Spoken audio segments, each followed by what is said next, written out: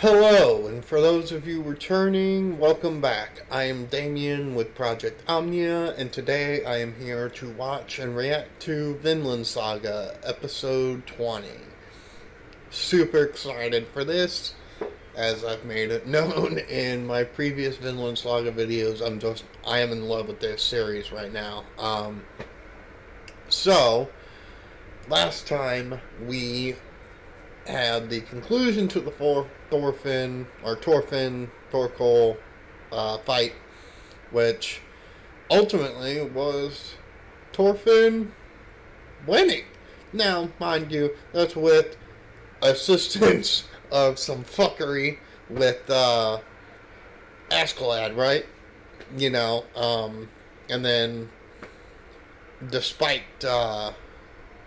despite that, Thorkel's men tried to jump in, and that just pissed him off. Now you've ruined the sanctity of the duel. Although, really, Askeladd kind of did that to begin with by being all like, I shall shine the sun and its reflection off my sword and fuck your vision. You know, so really, if you want to get technical, it was kind of already tainted, but and then we also got Canute catching up with getting back there to those forces in that fight. And so he interrupts kind of the skirmish going on afterwards. And he ends up recruiting himself 2 new followers. And those 2 followers are Torkel and Askeladds. Now, Torkel is just about oh yeah, trying to skip right over it. The flashback with Tors and Torkel, right? Well, we kind of got a little bit more about how Tors just left, and that he even ran into Torkel again like 3 months after they thought he was dead and had held his funeral and everything.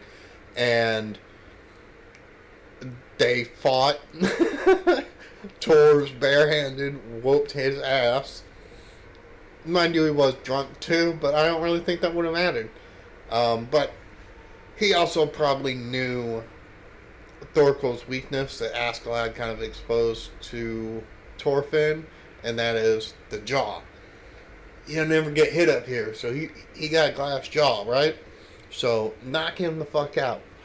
That's exactly what Tors did, and ultimately that's what Thorfinn did to win his fight. Which, now I think about that, that's pretty damn funny. But yes, after a conversation after his funeral was held between Tors and Torkel, Tors ends up stomping him real quick and getting away. And Torkel has kind of always, like he said in the episode, he really regretted not following Tors that day. And so now he's going to make up for that. He sees basically what Tors is saying as a real warrior, and Torkel, obviously, he respected Tors so much that he believes that what Tors had found to be a true warrior is indeed a true warrior. So now with Canute, he sees that in him, just like he saw it in Tors. He's going to follow him, right? And then Askeladds, I mean, he's burst into laughter after Torkel joins, and he walks up to Canute, flips the sword around to hand it to him, kneels, and informs him, I'm the one that killed Ragnar. Though to be technical, someone else killed him, just the reason it happened to begin with is because Askeladds willed it to happen, right? So you can make the argument he's the murderer, right? And that, here, you can take my life, or if you would rather, I can serve under you. And for him, this probably has to do with Artorias, the true king, seeing that in Canute, believing this is the right call. And Canute, I mean, at first, of course, he gets this look on his face, of shock and immediate anger, but he ultimately decides to keep Askeladd alive and tells him, now you've got to do the work for Ragnar plus yourself, so you better do some damn good work, right? But that's what happened last time. We're not here for last time, right? Right. No, we are here for episode 20. And I am tired of waiting. Let's dive right in. We will begin in 5, 4, 3, 2, 1, now.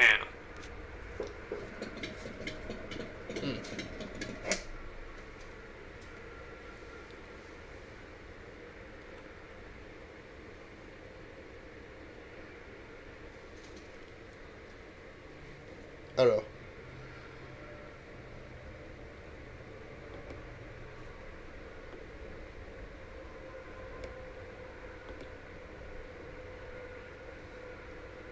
Alright guys, I kind of had an issue. So, I'm going to be resyncing for this. I will call it to be now. トルケルの方便だ。他には考えられん。しかしフローキ様、報告が事実ならばこのナタリオは大変不敬な。ありえぬ。クヌート殿下がトルケルを従えて生還するなど。Yes. 決してありえぬ。 Not impossible. Oh shit. Yo, フローキ。 Yes! Kill this fuck. Look at that. You're wrong.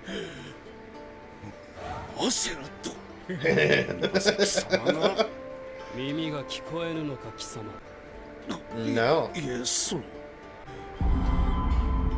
Oh, damn. Yeah, you see he's changed, haven't you? He just told you, he knows. He received no inaccurate report. You're just gonna kill him. Because his dad wants him to die.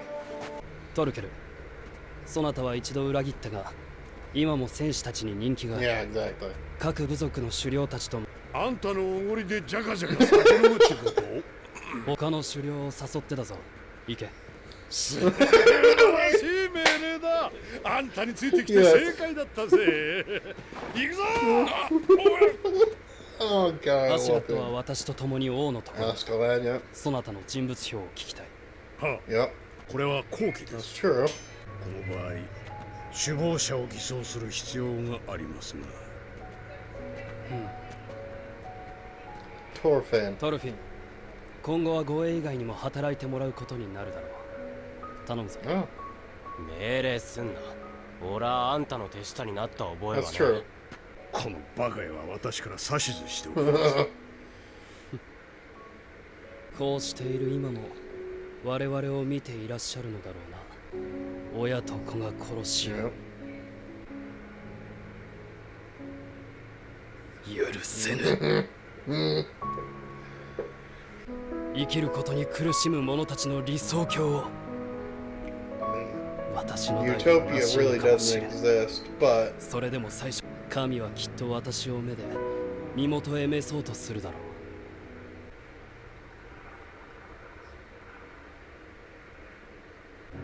う。もはや天の国も試練もいらぬ。我々の楽土は地上にある。とな。 yeah, I mean, a paradise doesn't necessarily have to be a utopia 我 either. 々が失ったものを取り戻すのだ。鬼にもなろう。 Yes. Sometimes it's what you お手伝い gotta いたし do. ます I 殿下、 like that theme. I really just do in storytelling.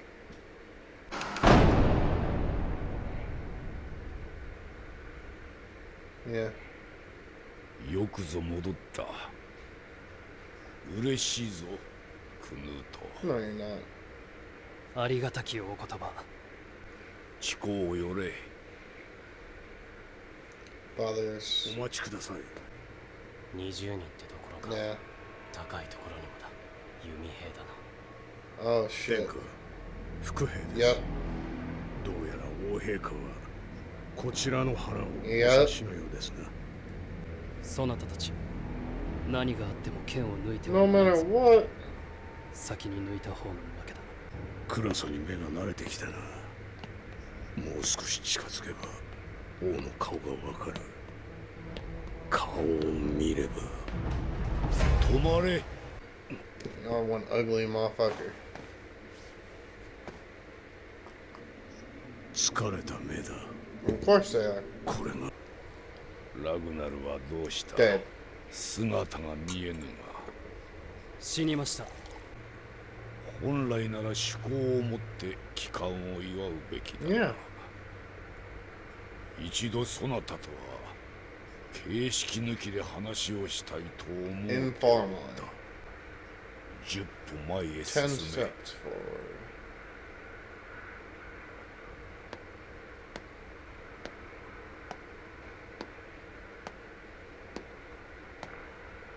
There you go. ほんのわずかの間に Yes, it is. 顔が変わったな。ましょ困った子だ。そのようなところまで家に似るとは。 Yeah. う。子はは父である洗脳を国外へ追い放ち、この王冠を奪った。 Yeah. 洗脳は生残忍にして臆病者だった。誰る。こんだけの護衛に囲まれて何言ってやがる。黙れ、聞こえるぞ。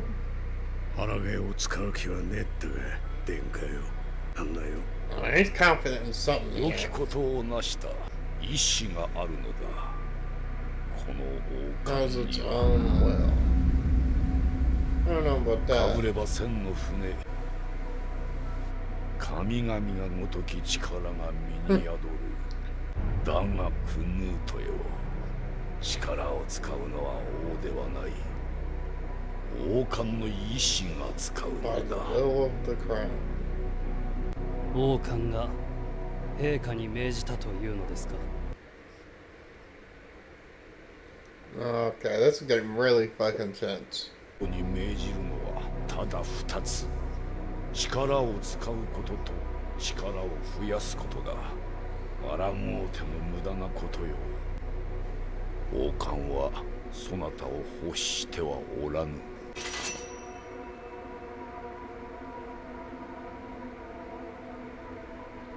Okay.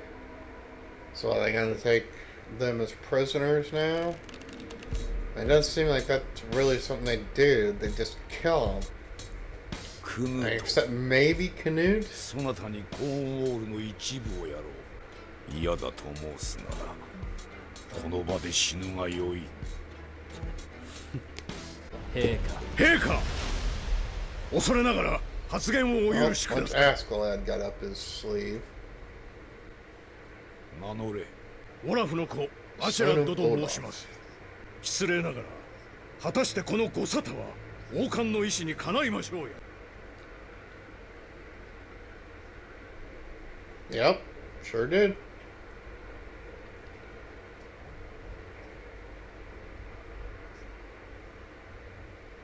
何とぞご再考も。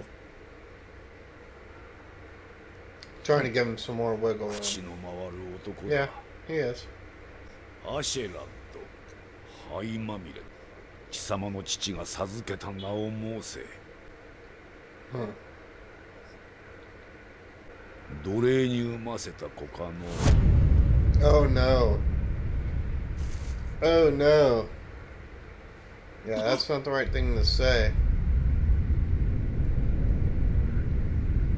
なんだ。 Yeah, yeah. シラットがここまで怒るなんて。 Oh, クヌート、良い重視を持っておるな。そやつの申す通りだ。そなたたちには褒美をやらねばならんな。世は明日ヨークに立つ。かの地にて宴席を設ける。褒美はそこで授けよう。 really now. Yeah. But 肝を冷やしましたぞデン。剣王と呼ばれたいお方なのだ。こちらさえ軽挙に出ねば王の内部ところはむしろ安全だろう。ではなおのこと、先ほどのような挑発はお控えください。王冠の奴隷という clearly, the power of the crown is all just an illusion. Well, he has power because people believe there is power there. Yeah, you must be wary of Askelad. Back to Thorkel.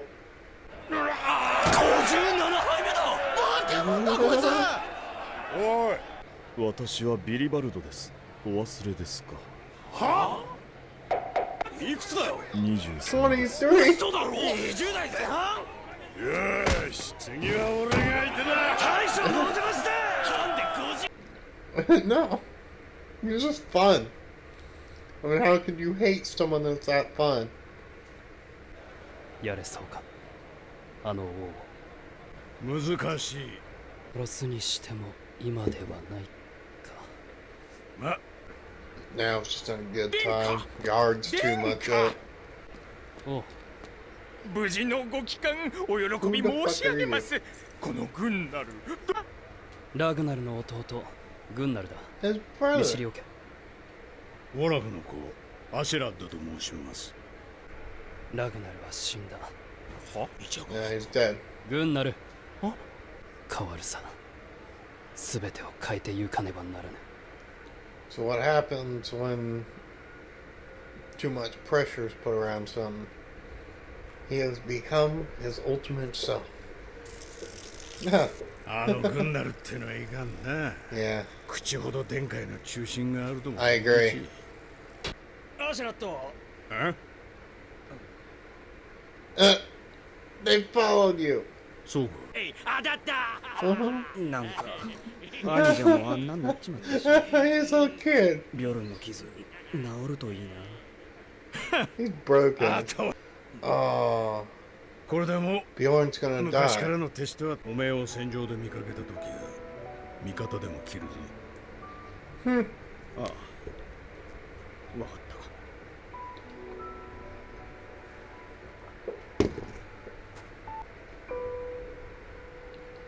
For some guys you hated, you sure helped those two. Well, I guess things are a little different now. Oh, slave trade.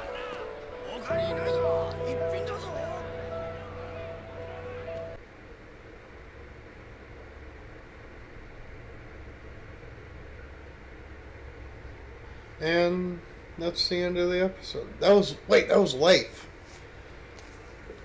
Oh wow. Can't believe I just now realized that. So yeah, Leif Erikson is where Thorfinn is. So that's interesting. That's definitely going to play some kind of role. A lot of things have been kind of, I want to say foreshadowed in the OP or directly shown. And one thing so far that hasn't, it seems there's going to be a separation between Thorfinn and Canute and Askelad. Because there's that scene in the OP with them all walking together, and then those two just disappear, right? So, I wonder if Leif is going to have something to do with that. Okay. Anyways, we kind of jumped a little bit at the start of this episode where Floki is all talking shit, leading an army to go kill Canute and take on Torkel's army, but he quickly finds out that he is incorrect in his assertion that there is no way Canute is on his way with Thorkel, his army, and his followers. And then he is quickly eating crow, realizing, holy shit, that is what's happening here. When Canute shows up. And Canute played him.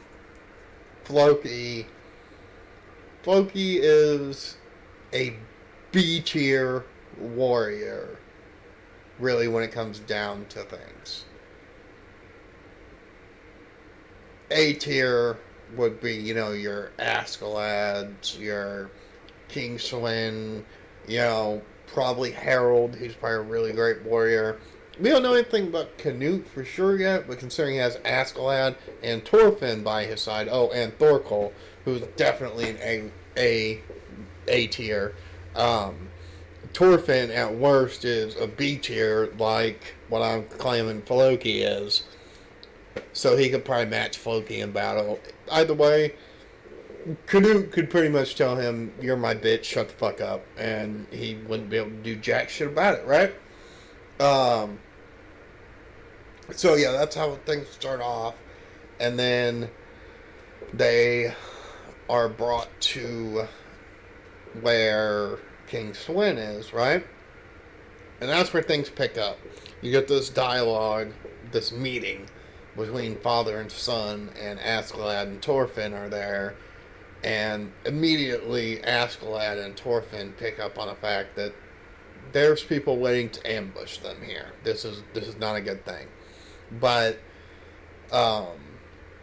Canute just press forward, but don't draw your blades no matter what, right?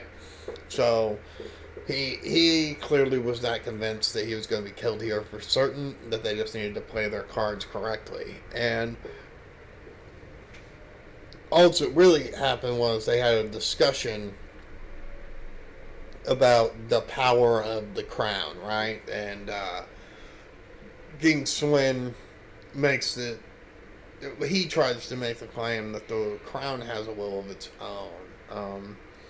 But really, that's just his perception. And really, it comes down to the perception of everyone that believes the crown or that position holds power. That belief right there, that is this quote-unquote will.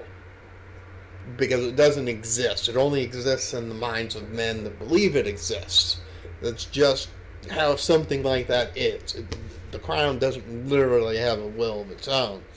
And so people pursue these types of things, and Canute's no different. We get that a little bit later after this meeting. But if you're believing you're going to change things because of a certain hierarchical position that you hold, or because you have a crown over your head, or whatever the reason be, you believe you have some sort of authority that makes you like a god or anything like that. No, not how this works, not how reality actually is. All you're really going to do is be a fallible human who doesn't actually, like for Canute as an example, says he wants to create a paradise, and he even called it utopia, which is, woo, you need to slow down there, buddy. But even if he created a paradise, say it wasn't utopic, because it just can't be, right? Even if he created something he could call a paradise, again, since it can't be a utopia, it's not that it really can't be a utopia that's the issue. There are going to be things to create that ultimately are not paradise. What's paradise for one person is hell for another, right? I guess that's kind of what I'm trying to get at, and I just now put the words together in my head. But ultimately, things are going to be done that will negatively impact other people. That is just the nature of this beast. When you have people ruling over others, that is what you're going to get, right? So, that was, it was really nice and tense. We even got a moment with Askeladd when things got really insane and tense. They were completely surrounded. Askeladds, he asked to speak with King Sweyn, right? And through that conversation, King Sweyn kind of pushes hard on a button with Askeladds, and it was about his mother and how he was probably the child of one of those slaves. And that definitely got his blood boiling. Thorfinn noticed it, and as we found out afterwards, King Sweyn definitely noticed it because Askeladds needs to look out for him, and he recognized that. We got that in the conversation with them walking in that hallway, right? And then we go back to the bar, or we go to this bar, this pub, and Torkel's there drinking with heads of clans and shit like that. Come to find out, the priest is there drinking. He's now shaven. Ain't got nothing going on up here anymore. Apparently he's only 23. Don't know how that's possible, but here we are, right? But yeah, so we got that. And we also got the conversation between Askeladd and Canute on if Askeladd felt he could defeat King Sweyn, if he could kill him. And, he said it would be really difficult. So, even for someone of Askeladd's skill, killing King Sweyn, and mind you, this is with the observation during that meeting, he said, he looks tired. He was definitely old. Even with that, Askeladds did not believe that killing him would be an easy task for himself. And then we got Ragnar's brother showing up, Gunnar, right? Or Gunnar. And so, of course, he's a little more wacky and, super happy and stuff. And I don't know. He seems like kind of an oddball character for this.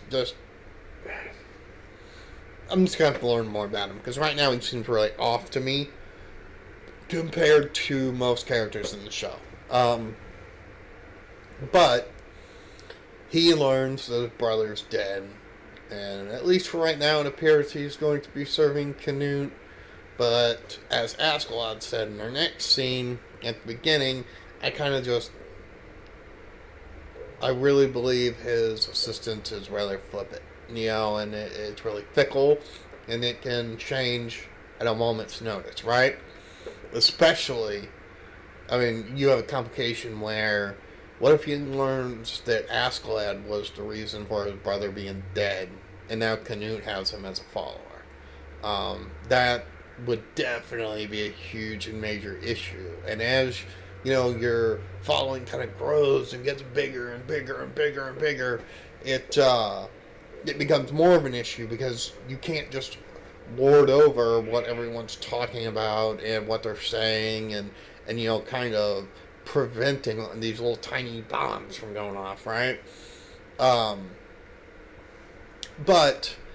we got Askeladds out in the snow, and doesn't take too long, and here comes Atli with his brother, who now basically, it just seems like a child. Basically, his mind has fractured to the point that he's now a child again, just in a grown-ass body, right? But Atli says that, hey, we're going to go back to our hometown, and in the end, Askeladd ends up giving him this gold snake pendant that he had, and just tells him, hey, I'll give this to you, and you can use it to get money for your trip, but this is under the condition that you never pick up a sword again. Being a warrior, it doesn't suit you. And so he agrees, and they go off, and then at the very end of our episode there, we actually got, I thought it was just a random scene until a few seconds into the credits, but we got the slave trade happening, and then you see Leif Erikson is actually there. So he appears to be on the hunt trying to look for Thorfinn, right? So really interested to see how it's going to play a role. There's just a lot of different things going on. We got the battle for the crown going on. Although Canute and Askeladd agree we can focus on that the actual killing him and taking the crown part, that's going to come later. Right now, his guard's too high. We just can't do it at this precise moment. You have little small situations like with Torkel trying to get help get more followers because he's so likable, like Canute said. And then you have the Gunnar situation where, I mean, he could flip on a dime, especially if he learns about Askeladd being the reason he killed his brother, being the reason his brother's dead. So, yeah, I mean, you have all that, and you have Leif Erikson now thrown into the mix, and you still have Thorfinn wanting his goddamn revenge, right, on Askeladd, and then the mix of all of this. I mean, that's really what we've been following up until more recent times, so that is those are kind of my thoughts on the episode, and what I'm really excited to see going forward from here. If you like this reaction, like this review, feel free to leave a like, comment on the reaction and or the episode, and subscribe if you're brand new. And I will see you guys in the next video. Peace.